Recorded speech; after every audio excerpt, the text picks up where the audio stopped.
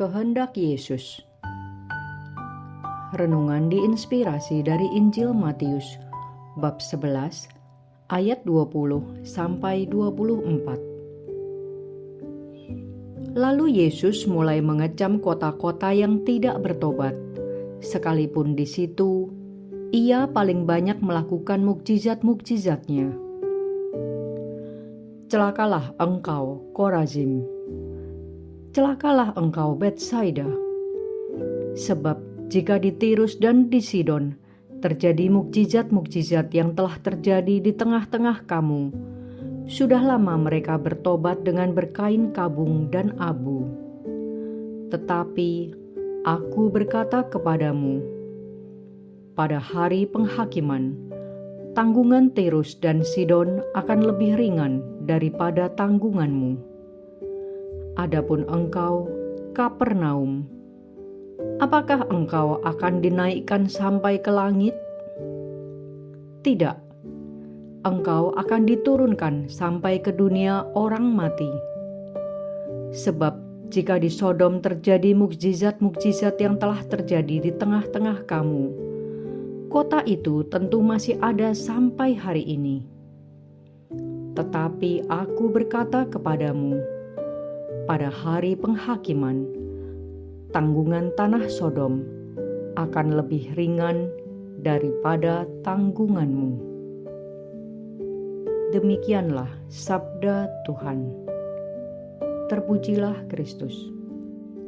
Yesus datang ke dunia untuk menebus dosa manusia, sehingga Ia selalu menyerukan pertobatan.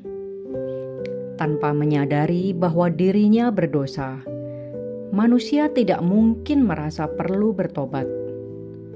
Untuk itu, Yesus menghadirkan kerajaan Allah atau surga dengan mukjizat-mukjizatnya, menyembuhkan orang yang sudah lama sakit, membangkitkan orang mati, mengusir setan, dan lainnya. Bertobatlah, sebab kerajaan surga sudah dekat. Matius bab 4 ayat 17. Hanya Dia yang kudus, yang turun dari surga, yang dapat melakukan hal itu. Manusia berdosa tidak mampu. Harapannya, manusia mau bertobat. Tetapi ternyata banyak kota yang tidak mengindahkan seruannya. Yesus pun mengecam kota-kota yang tidak bertobat itu, Korazim, Betsaida, dan Kapernaum. Padahal ketiga kota ini adalah kotanya bangsa Israel, dan di sana paling banyak terjadi mukjizat Yesus. Sebaliknya, Tirus, Sidon, dan Sodom adalah kotanya bangsa lain. Hanya sedikit mukjizatnya terjadi karena iman yang besar dari pemohonnya. Oleh karena itu, pada hari penghakiman, kota yang tidak bertobat akan diturunkan ke dunia orang mati, dan tanggungan akan lebih berat daripada kota bangsa lain. Selagi masih hidup di dunia, kita punya kesempatan untuk bertobat. Saya mendoakan beberapa orang selama lebih dari 2 tahun untuk menjadi lebih baik. Semoga Tuhan masih memberi mereka waktu. Hasil pengamatan saya bahwa orang yang memiliki sifat licik, serakah, busuk hati, sombong, egois, akan tetap seperti itu sampai meninggal, tidak berubah kecuali bertobat.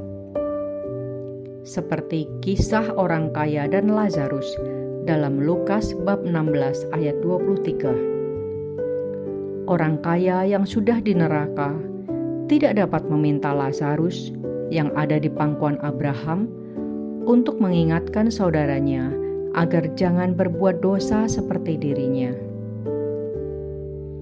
Setiap kali misa, kita selalu berdoa tobat.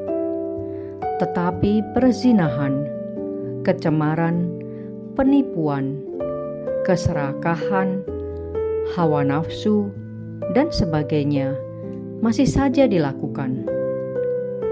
Ada umat yang pernah masuk penjara karena menipu, masih saja menipu. Mereka berpikir, nanti saja bertobat, masih banyak waktu. Padahal, ada saatnya pesta dosa akan usai. Tiba-tiba dipanggil pulang.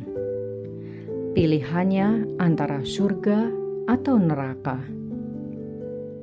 Mari kita merenungkan apa yang Yesus kehendaki.